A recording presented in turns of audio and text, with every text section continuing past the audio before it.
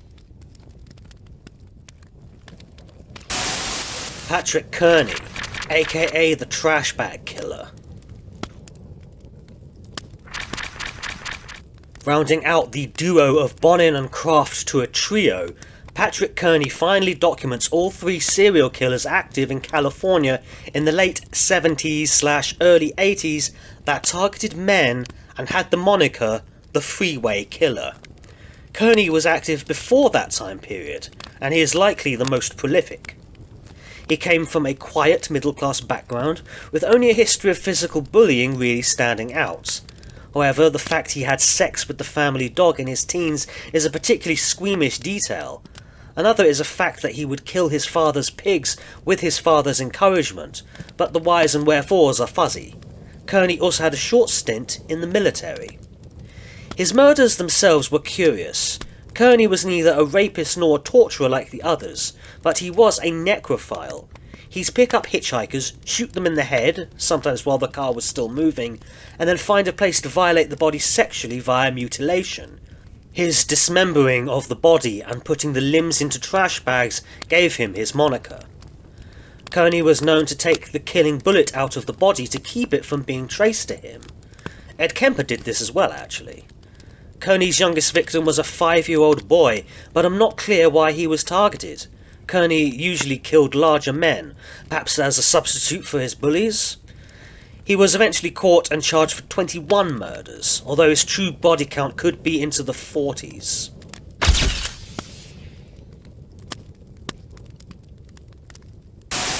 Earle Leonard Nelson, aka the Gorilla Man.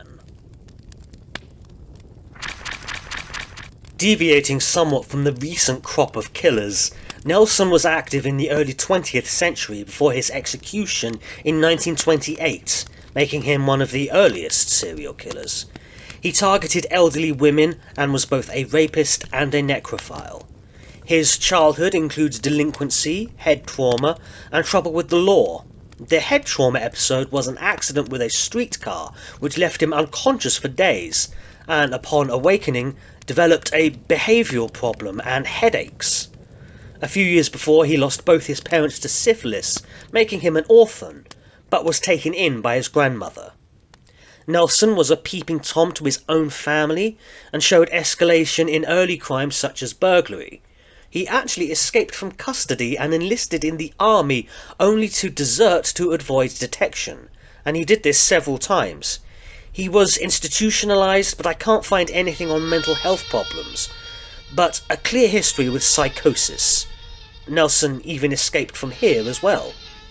He got a menial job in a hospital, but I'm hesitant to add the army or medical tags because his association with these professions was tangential at best. After a failed marriage, he attempted to molest a 12-year-old girl, was institutionalised again, escaped several times, but was eventually released. At least 22 people were killed by Nelson, mostly wealthy ladies who had their items stolen and sold.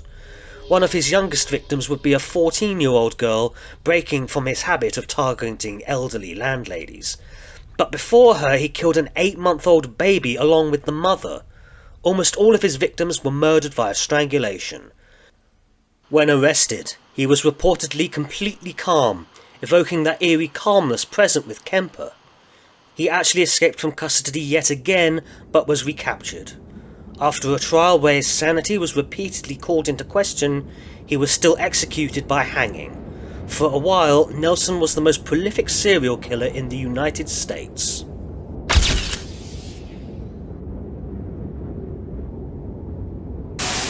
Gerald Sterno.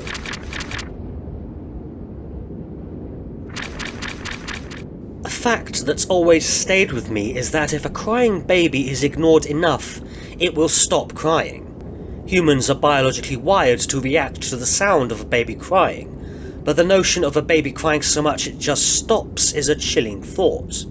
It's already given up.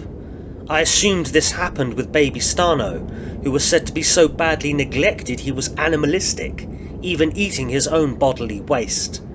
He was adopted by a nurse, and like Berkowitz before him, despite a loving background, Stano exhibited behaviour problems.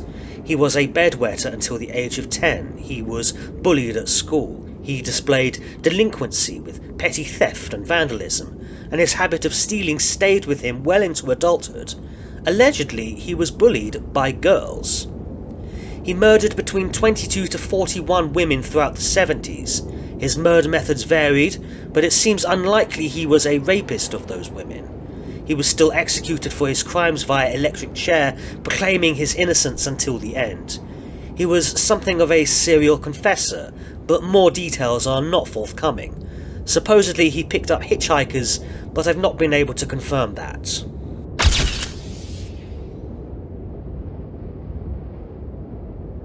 Ronald Dominic, aka the Bayou Strangler. Back to killers that targeted men, Dominic killed over 23 young men in the 90s and early 2000s in the Deep South, Louisiana, raping several of his victims. Most of his victims were black, the youngest was 16, and at least one victim was picked up as a hitchhiker. Dominic's body count was higher than Dahmer's, another white gay serial killer who targeted black men, but Ronald was less depraved and probably wasn't as much of a headline maker. I feel this is yet another example of the self-hating gay man, and Red State, Louisiana is one of the worst places for a gay person to be. Dominic's early life is characterized by poverty, but I can't find any particularly gruesome details. He was bullied, which seems to be a recurring theme in this final third, and had a string of crimes including drunk driving, assault, obscene phone calls, etc. And menial jobs where he'd be fired from, and relying on relatives for money. Before his murders he committed a rape against a man and tried to kill him, but the man escaped but never showed up to court. They didn't even know his name. Consequently, the case was dropped and Ronald was freed. He made sure to kill his victims from then on.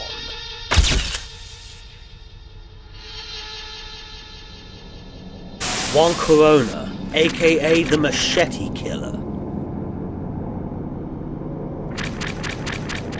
The very man who beat out Nelson in terms of body count over 40 years later, Corona killed 25 farm workers in 1971. We're at a point where killers are going to start becoming the worst ever, and this body count beats out even Paul Knowles as the bloodiest in the shortest period of time. A Mexican immigrant who moved to California, little is known about Corona's childhood, but it seems he suffered from schizophrenia and was administered electric shock therapy to help him recover. This was in response to a huge flood which caused his mental breakdown. Corona had a reputation for violence, but details are sketchy. Perhaps 10 years later, a shallow grave in a peach orchard contained one of his victims was discovered, and led the police to him.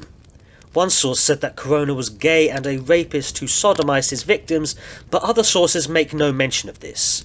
This is a humbling reminder to be careful and check this information. Most of the victims had been stabbed or slashed with blades, sometimes as many as 4 a day. I can only imagine the carnage and rage that went into this.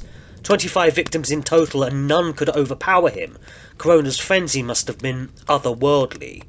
The victims were all middle-aged or elderly men, and all of them were white. Corona was tried very poorly, with him not even able to take the stand in his own defence, and indeed there being no defence witnesses at all. He was tried again in 1978 and found guilty.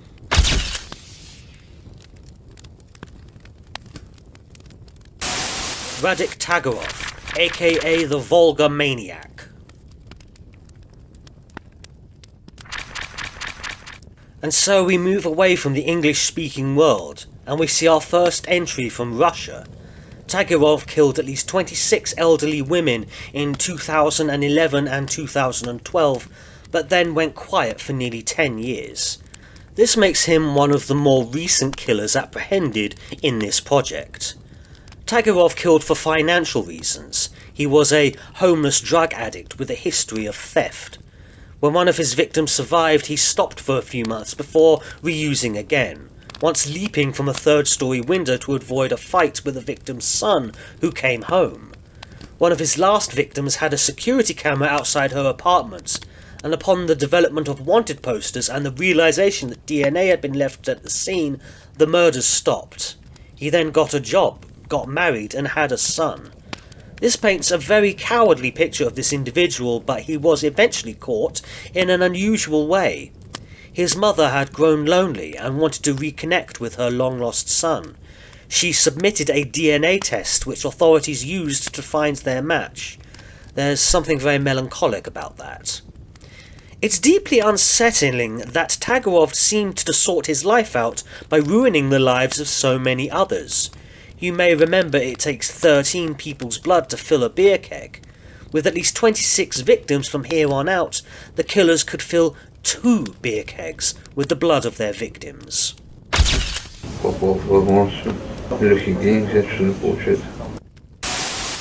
Maupa Cedric Mark, aka the Wemmar Killer.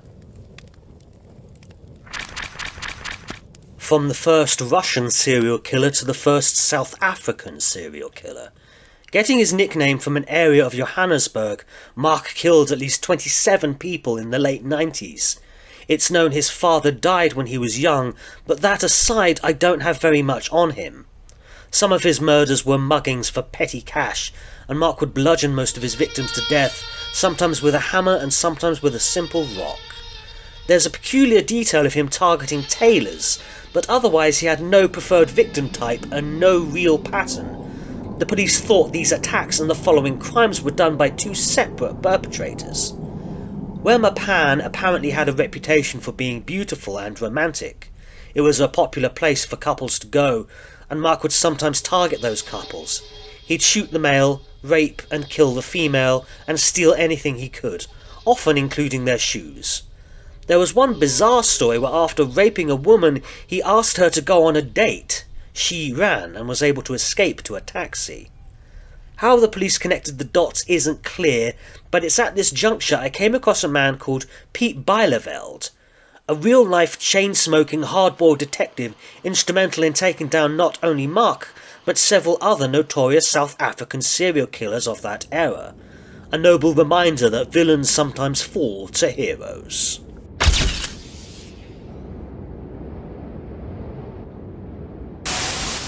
Dean Corll and accomplices, aka the Candyman. Returning to the United States, we now come across the very man who beat the record held by Juan Corona in terms of kill count, and making dark history. Along with 2 accomplices, Corll was responsible for the Houston murders, at least 28 young men raped, tortured and killed in the early 70s. I'm actually surprised by how many of the first wave of prolific serial killers I'd never heard before planning this project, but Dean Corll is an exception. Though not really known to the general public, he's heavily discussed in true crime communities, making me view him as the true crime study's serial killer. Perhaps the phenomena I mentioned at the start takes hold, like we as relative normies can't seriously comprehend what these men have done, and done so much. It alienates most people outside the big 4, and 2 of them I don't consider prolific. With Corll himself, once again, we don't see much in the way of trauma history. Argumentative and divorced parents, a minor medical issue with a heart murmur, reputation as a loner. There's nothing to indicate why he became the way he did. In 1963, when he was about 24, his mother started a confectionery business, and Dean's tendency to give candy to children earned him his chilling nickname. After a short stint in the United States Army, Corll returned to Houston. He started an inappropriate relationship with a teenage boy called David Brooks. One source said this abuse started at age 12, making Corll a child molester, although his youngest murder victim was 13. A few years later, Brooks caught Corll raping and killing 2 boys. Brooks made his choice and kept his mouth shut in exchange for a new car. And then he helped Corll secure his victims. One would-be victim was a friend of Brooks named Elmer Wayne Henley Jr., who had actually become the second accomplice under the Candyman. Henley we know a little more about. His father was an alcoholic tyrant, and his early years were marred by delinquency, assault and burglary. Interestingly, his IQ was measured at 126. These 3 are often mentioned in any worst list. The two boys cynically brought Corll his victims who died hard. Sometimes Corll would have the victims write fake letters to their parents to alleviate any cause for concern after their disappearance, and he took trophies from his kills. Henley and Brooke got paid and looked the other way. As the bodies piled up, Corll became more sadistic. There were many stories involving that board he tied them up on and the tortures he inflicted. I'd read that he'd insert a glass rod up a victim's urethra and then shatter it. I don't even want to think about it. This is certainly a gruesome example of cruel and unusual. I further read that one of the victims later dug up had their mouth wide open with all the teeth visible. He clearly died screaming. There was another instance where Corll forced two of his victims to fight each other to stay alive. They beat each other badly, but Corll eventually decided to kill them both himself, after yet another sexual assault. It all came to a head at one ill-fated party involving a male and female friend of Henley. Corll was furious Henley brought a girl and was going to kill both of them, and then kill Henley.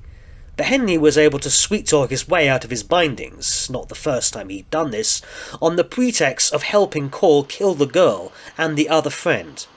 Henley again changed his mind and shot Corll to death instead. The details of this turn of events also vary wildly between sources, but that's the general idea. Henley was no hero, but he did stop the Candyman once and for all, and it's an incredible story with the two final people very luckily surviving. Henley confessed everything to the cops, and Brooks was also arrested. The police were heavily criticised for mistaking so many disappeared boys as runaways. The grim record of 28 was topped a few years later by no less killer than John Wayne Gacy, who eclipsed the other cases and even claims that Dean Corll had inspired him.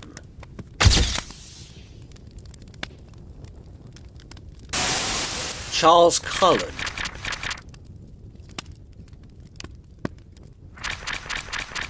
The upper estimate for number of victims for most serial killers varies wildly. How many did Gaskins, Kuklinski or Cottingham really kill? How many did Miyuki Ishikawa really kill? All of them might have been responsible for 100 deaths each, but we've reached a killer with an upper estimate of 400, the highest in this project. 29 victims have been confirmed, 40 have been confessed to, and the rest is pure theory. But if Cullen is the worst of the worst, how did he do it? Well, he was a nurse, and his medical profession gave him access to vulnerable people, and medical supplies such as insulin and digoxin. We haven't seen a medical murderer for a while now. Cullen was reportedly a miserable child, bullied and isolated. He even tried to commit suicide at a young age. When Cullen was a teenager, his mother died in a car accident, and upon enlisting in the Navy, had a bad time there as well. He attempted suicide again and was discharged. Cullen got qualified as a nurse, got married and had 2 daughters, but there's evidence of adult zoo sadism, and his wife was very worried about his behaviour. She would divorce him a few years later, and after a strange time of Cullen stalking a neighbour, the murders happened. An overdose of insulin comes up with a lot of medical quacks, and elderly patients died by the dozens. His depression weighed heavily upon him as he bounced from job to job, getting fired, forced to resign, all the while bodies piled up. Authorities did catch him eventually, but he'd been murdering for over 16 years. There was plenty of suspicion on him, but not enough to stop him sooner.